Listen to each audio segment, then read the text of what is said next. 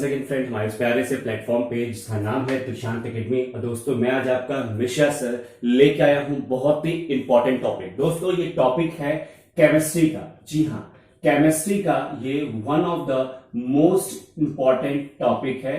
ये class cover कर रहा है आपकी 9th क्लास। जी हाँ, 9th क्लास का जो चैप्टर नंबर 2 है, जो हमारी सीरीज चल रही थी इस मैटर अराउंड अस प्योर में, उसमें आपने पढ़ा था 3 टाइप ऑफ मिक्सचर्स, जिसमें पहला था आपका सॉल्यूशन, सस्पेंशन एंड कोलाइडर। दोस्तों ये तीनों सॉल्यूशन, तीनों जो मिक्सचर है ना, इनकी अपनी खुद की अलग अलग प्रॉपर्टीज है, जिसको हम ऑलरेडी डिस्कस कर चुके हैं। तो दोस्तों आज मैं आपके लिए तीनों मिक्सचर्स की जो प्रॉपर्टीज है वो कंपाइल फॉर्म में, डिफरेंस के फॉर्म में लेके आया हूं, जो कि एग्जामिनेशन में डायरेक्टली हिट करती है, डायरेक्टली पूछती है।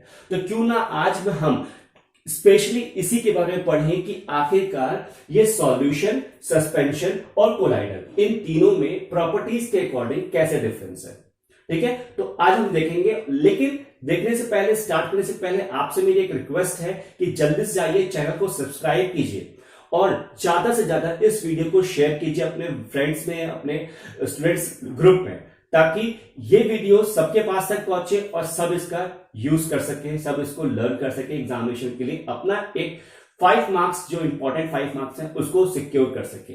और दोस्तों किसी भी एक्स्ट्रा टॉपिक में आपको वीडियोस चाहिए, कंटेंट चाहिए, तो प्लीज कमेंट सेक्शन में जरूर मेंशन कीजिए कि सर इस टॉपिक पे वीडियो बनाइए, तो मैं आपके लिए बनाने के लिए रेडी हूं। ठीक है दोस्तों, चलिए स्टार्ट करते हैं।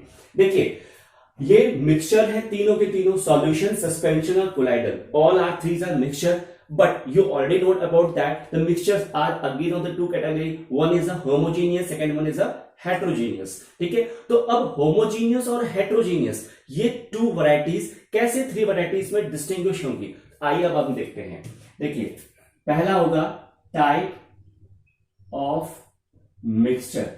ठीक है, पहली प्रॉपर्टी क्या है, टाइप ऑफ मिक्सचर। पहला ये होंगे होमोजीनियस, ठीक। Second one is heterogeneous,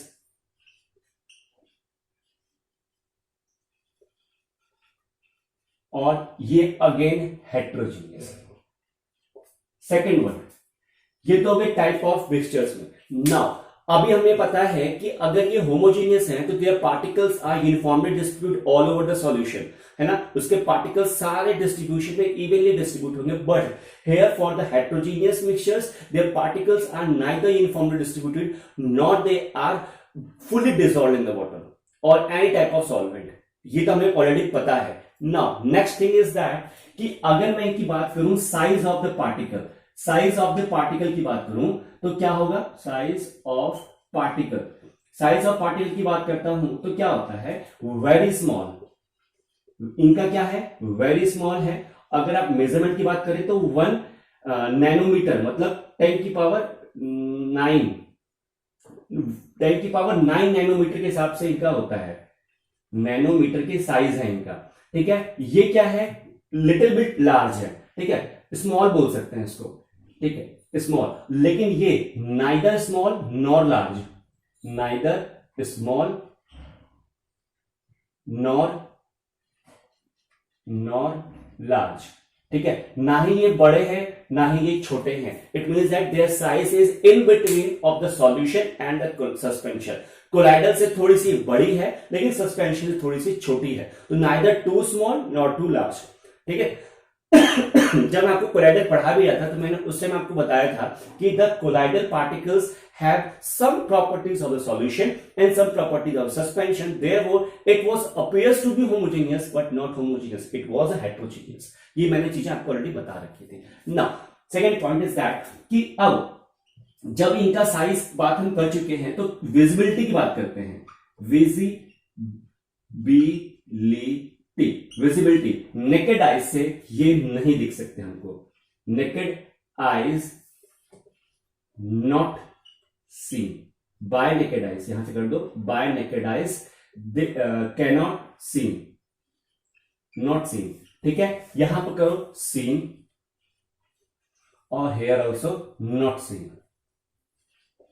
not seen। ठीक है, अब naked eye से seen नहीं हो सकते। Now fourth one property is at very important property, Fourth property, Tyndall effect. Tyndall effect, very most important property Tyndall effect की, इसको आप ध्यान से क्वेश्चन मार्क कर दीजिएगा. What is the Tyndall effect? Tyndall effect is the effect in which the particles of any type of solution can able to pass a visible ray of light through it. If the solution, if the suspension and if the colloidal solution can able to pass a beam of light through its solution, through its mixture, through its particle, then that property is known as Tyndall effect, and that mixture is said to be showing the Tyndall effect. Okay, मैं अभी नहीं बता रहा हूं, वो एक ऐसा phenomena जिसमें मिक्सचर का कोई भी एक ऐसा पार्टिकल्स जो अपने सॉल्यूशन, अपने मिक्सचर के थ्रू आपके लाइट, विजिबल लाइट को पास कर सके, that is known as a Tyndall effect. तो दोस्तों, टिंडल इफेक्ट हमारा सॉल्यूशन नहीं करता, no effect, no effect, but show effect, show, ये दोनों शो करते हैं, बट सॉल्यूशन हमारा शो नहीं करता. Now next is that very important, that is stable,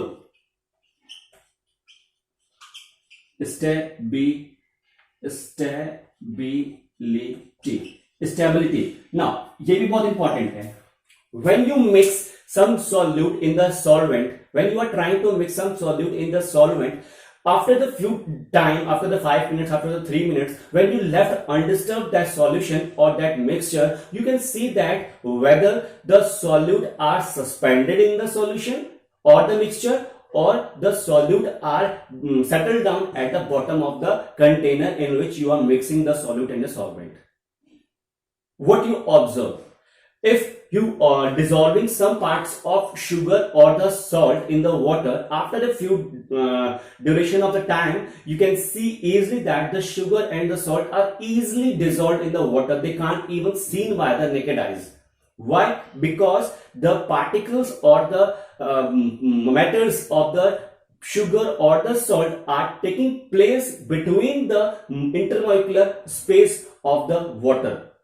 Therefore, they can't easily seen by the naked eyes, totally dissolved in that. But when you are mixing another type of solute in the solvent, that is a sand or the soil in the water, the size of the particles of the sand and soil is little bit more, and when you are dissolving, you are trying to dissolving, they can't be able to dissolve fully.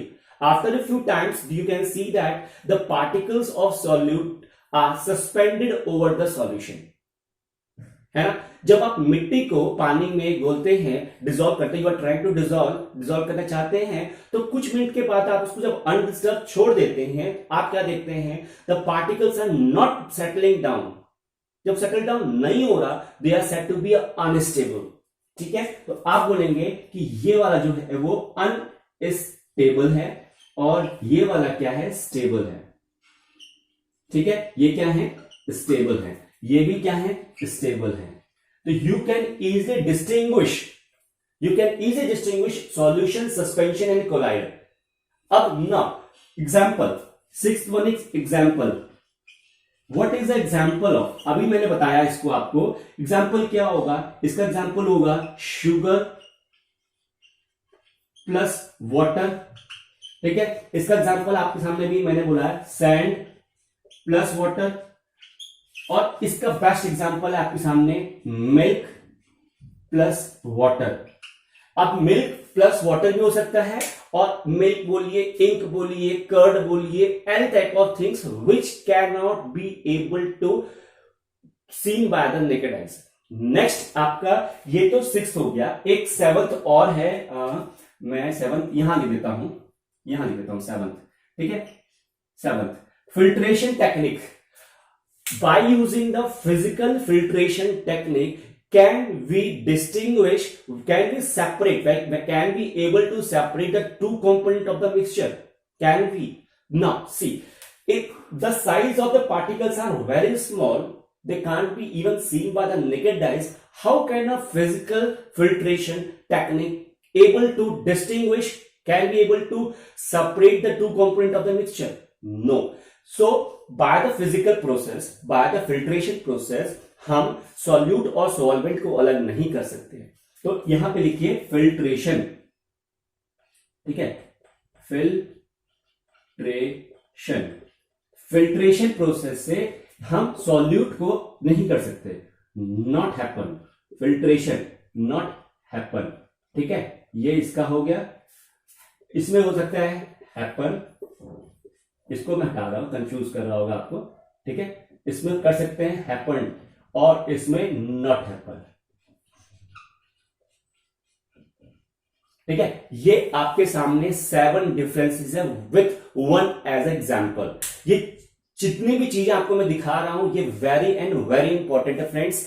Please इन सारी चीजों को आप note down कीजिए, कैसे कीजिए, learn कीजिए, जैसे भी करना हो, लेकिन इन सारी चीजों को मगअप कर लीजिए। अब देखिए आपको क्या बेनिफिट हो रहा है। अगर एग्जाम में डायरेक्टली बस 1-2 नंबर का पूछता है कि what is the properties of the solution, what is the property of the suspension and what is the properties of the colloidal solution, तो आपको कुछ नहीं करना, आपको केवल ये वाला टर्म और ये वाला, इन 2 पैराग्राफ को याद करना होगा, ठीक है।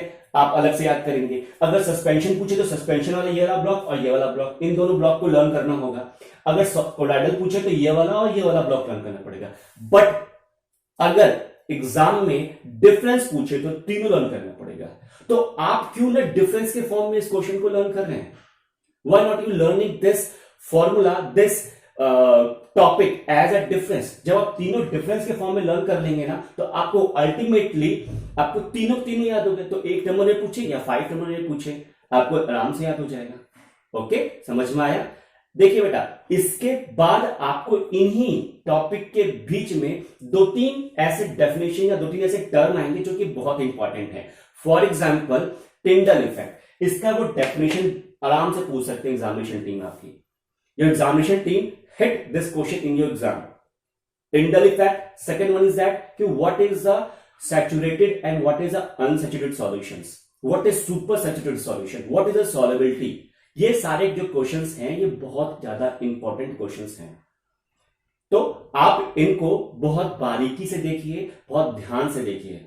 नेक्स्ट वीडियो में मैं आपको बताऊंगा कुछ इंपॉर्टेंट क्वेश्चन बैंक्स इस चैप्टर के, जो कि आपके लिए बहुत ही स्कोरिंग है, ठीक है। तो वेट कीजिएगा नेक्स्ट वीडियो का, जिसमें हम बात करेंगे कुछ इंपॉर्टेंट क्वेश्चंस की, साथ ही साथ मैं आपको दूंगा कुछ इंपॉर्टेंट क्वेश्चन बैंक्स, ठीक है दोस्तों। मिलते हैं धमाकेदार सेशन में, तब तक के लिए अगर आपको मेरा ये वीडियो सही लगा हो, अच्छा लगा हो, तो एक लाइक जरूर दीजिएगा और अपने फ्रेंड सर्कल में जितना हो सके उतना शेयर कीजिएगा, ठीक है फ्रेंड्स। तब तक के लिए take care, bye bye, good bye.